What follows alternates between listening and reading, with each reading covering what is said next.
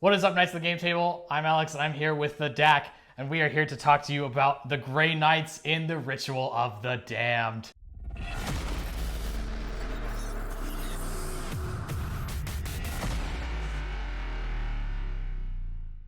And we're going to start off with the good stuff. We're going to start off right at the top with their new Masters of the Warp ability, which is basically like their combat doctrine since they don't get access to those. They don't, but they get their own special secret sauce. And to be honest, I think they're probably fine that way. Yeah, you know what? I agree. I don't. In hindsight, now that I've seen it, I don't. I think they're better off without. This is better than the combat doctrines. Yeah, certainly for this army. I think.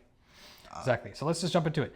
First off, we got the Tide of Fury, which is where basically infantry models can reroll a wound roll of 1, which is pretty good for a Grey Knight army. A Grey Knight army. Well, they don't have lieutenants. Yeah, so that's pretty solid. That's a really good thing to have. And then there's also the Tide of Convergence, which adds 1 to the strength and damage characteristic of psi weapons. Rad. That's actually pretty rad. I mean, it's pretty spooky. Yeah, demon players will be really upset when you're bringing a ton of psi cannons and stuff like heavy psi, or especially heavy psi cannons on like Dread Knights. Your opponent will be a bit salty when they're like, "Oh, my Magnus, it's all jacked up."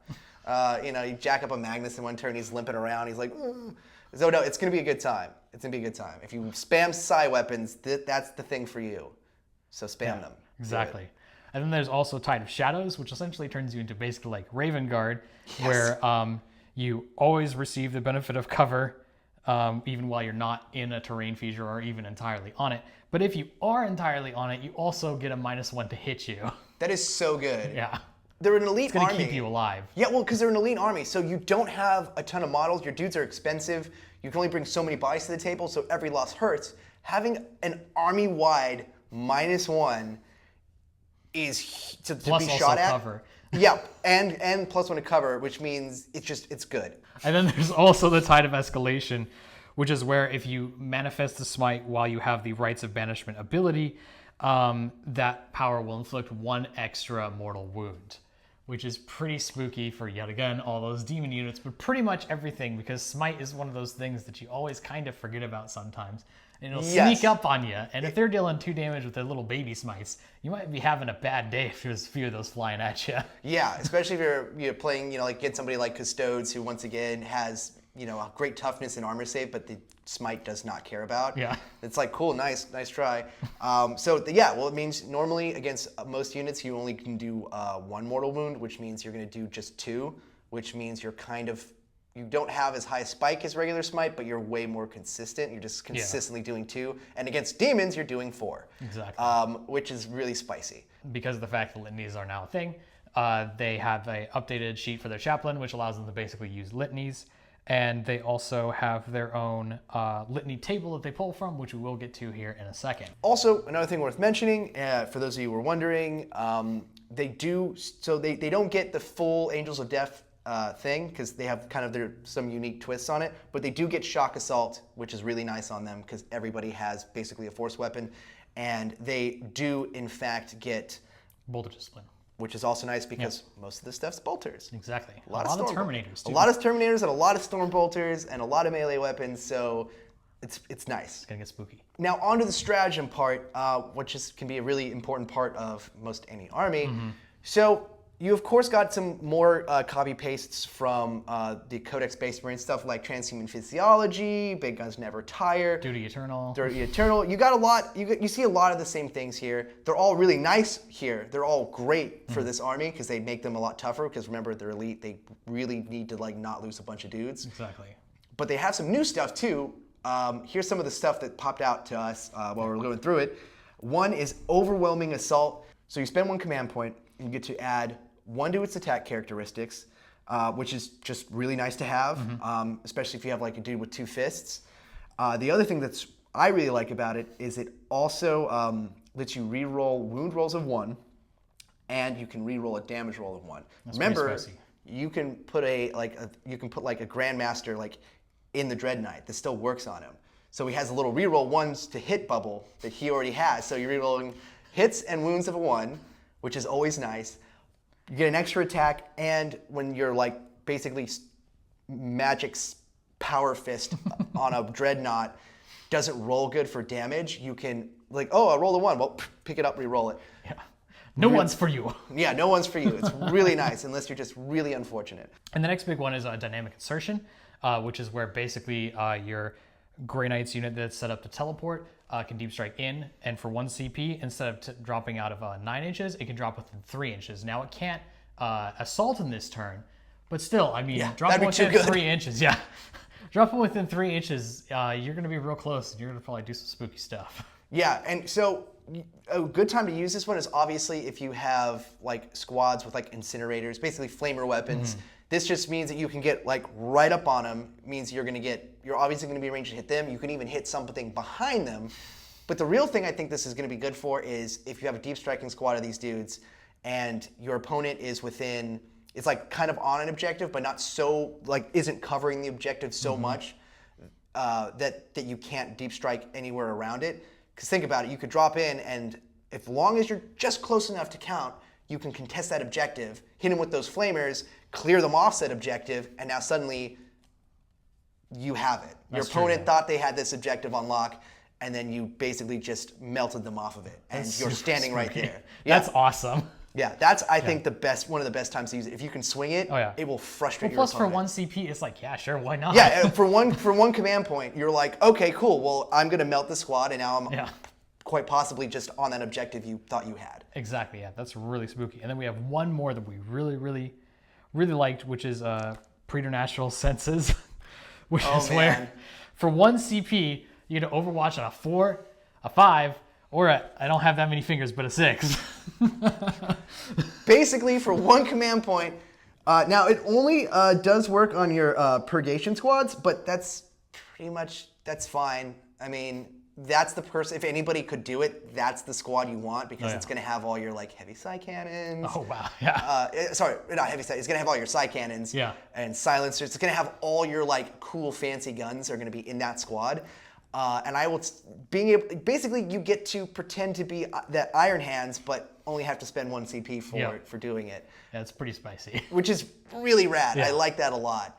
It's a huge jump up. Yeah, it's a huge leg up, and it can really like freak people out. They're like, what? So you didn't get as many stratagems as the Dark Angels, but you also got like a whole brand new and unique psychic table, which in my opinion, for this army, makes up for it quite a bit. Yeah. Because every unit is a psyker. Yeah, having that many psychic abilities is really good.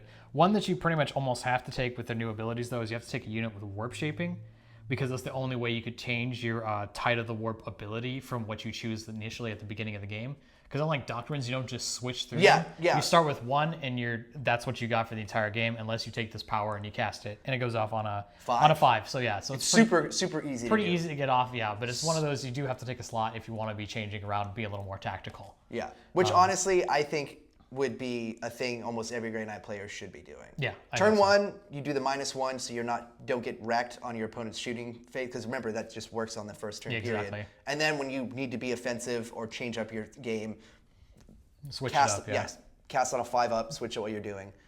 Worst case, it doesn't work, and you still have a really nice tide of. You still get a really nice -1 to be shot at. A couple other psychic powers we have here. First off, we have the Edict Imperator, which Dakota specifically asked me to read because it absolutely is soul-crushingly annoying. But basically, it's a warp charge value of 7. You picked a Grey Knight's units within 12 inches of the psyker, and that unit can immediately shoot as if it was your shooting phase, and then move as if it was your movement phase. You cannot advance, and obviously for the rest of the turn, you cannot shoot again or charge. But essentially, what you have just gained right there is you got yourself some Grey Knights with jump, shoot, jump. Yep. Which, as a Tau player, words cannot express. But let's move on to the next psychic discipline while we're at it. All right. So Empyrean Domination. I like this one. I kind of chose it as my, how about that? So warp, it costs 7 to have go off. Mm-hmm. Pretty easy to do, statistically likely to happen. Yeah. But what's so nice is you cast it, get a command point. That's solid. I mean, easy peasy, no more, no less. More command points is always good, and that's a really easy way to get it for this army. Yeah, and let's face it, because they are so elite, you're not going to necessarily be able to be like spamming battalions like crazy. Yeah. Because you're kind of paying a premium for your troops and everything else you want. Exactly. So being able to just, every turn, you should be able to, shenanigan-wise, get a command point. Yeah. Which is great, which is huge. Exactly. So also with this book, we got a bunch of new relics for the Grey Knights as well. And first up, what we're looking at is the Sanctic Shard, the first of the 3 that we've chosen to look at that are really special.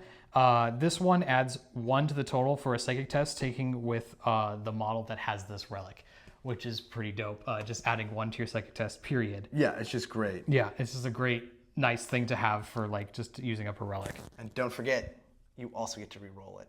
That's true. You also get to re-roll your psychic test. Re-roll it and add 1. Yeah. Super great. And now this is worth mentioning because remember, you can always take more than 1 relic, right? You spend a little command point, get an extra relic. Well, you could take it with this next one if you really want to be hilarious. So it's the Artisan Nullifier Matrix, a librarian model only. It shouldn't be hard for you to do. Once per turn, when a psychic test is taken from the Grey Knights unit within 6 inches of a model with this relic, you can increase or decrease by 1 the value shown on the dice. On one of the dice. On one of the dice. Yeah. So if you really have a guy that just needs to get a psychic power off, you can just, it's great. You can just literally modify the dice roll and then add 1 to it, or choose another unit that you need to have do something and be like, boop. Yeah. Or if you're worried about somebody paralleling, boop, you know. Exactly. Awesome. I really like that. Also balances out really nice with Sanctic Shard if you take both. Yeah, exactly. Then you could add like 2 to the roll. Yeah. Or if you go over by 1, you could pull that back. Yeah, you can pull that back to an 11 instead of a 12. Say if you don't want boxcars on your Smite or something. Exactly. And then there's also Auger Im scrolls, which is for a Grey Knights unit. When an attack is made with a Nemesis weapon by a unit within 6 inches of this relic, an unmodified hit roll of 6 scores 1 additional hit.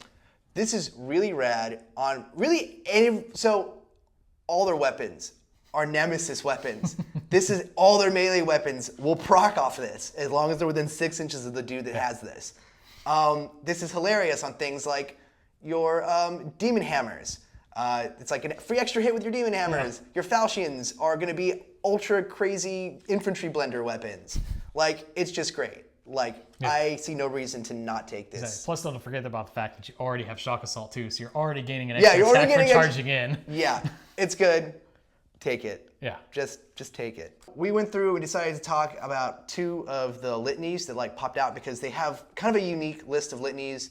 Some are similar-ish, but a lot of them are like kind of their own thing because, Grey Knights, they do a whole different thing from regular Marines. They do what they want. They do what they want. They do their thing and nobody can stop them. So, if you would like to lead us off with your choice. Sure, yeah. I'll go ahead and start with Invocation of Focus here. Which is if the litany is aspiring, select 1 Grey Knights unit within 6 inches of the model. When resolving an attack with that model in the unit with a Nemesis weapon or a Psi weapon, improve the AP of that weapon by 1 for that attack, which is pretty solid because some of your AP 0 weapons will obviously be having AP now, which is always good, but also your AP weapons with some AP are going to be getting extra AP, and extra AP is always a good thing to have. Yes, especially in like matchups against Marine armies. Yeah, exactly. It's always nice. Even some demons, they'll have like greater demons, quite a few will have like a 3-up armor save, so you get to at least, want to hit them with at least a -2 or something like that. -1, -2. -1, yeah. So no, it makes your Psi weapons a fair deal better, get extra mileage out of stuff like falchions.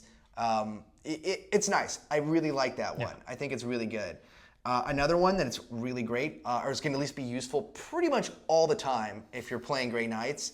So all your units have force weapons as a rule. Now, a lot of those have random damage, quite a lot. There's a few that are just solid flat 3s, like the Demon Hammer, but quite a few have, a random amount that they do damage with. So for this one, you can select a Grey Knight unit within 6, and then after resolving attacks made by the model, you can basically reroll the damage characteristic. That's pretty good. Which means you can pick up all those things, all those 1s and 2s, and re-roll them, and it will make your damage way more consistent and lets you bring down or threaten things like tanks and monsters. Yeah. And that will wrap up all our information about Grey Knights from Ritual of the Damned and some of the best stuff that you can run your Grey Knights armies that will probably be getting them back on the table. What would you guys say? Would you say that this is enough to get your Grey Knights back onto the tabletop? Comment down below if you think you're going to be whipping them back out and dusting them back off and, actually doing some stuff with them. I think actually they're going to be pretty spooky. I've been here with Dak, who's always great to hang out with, and we'll see you next time.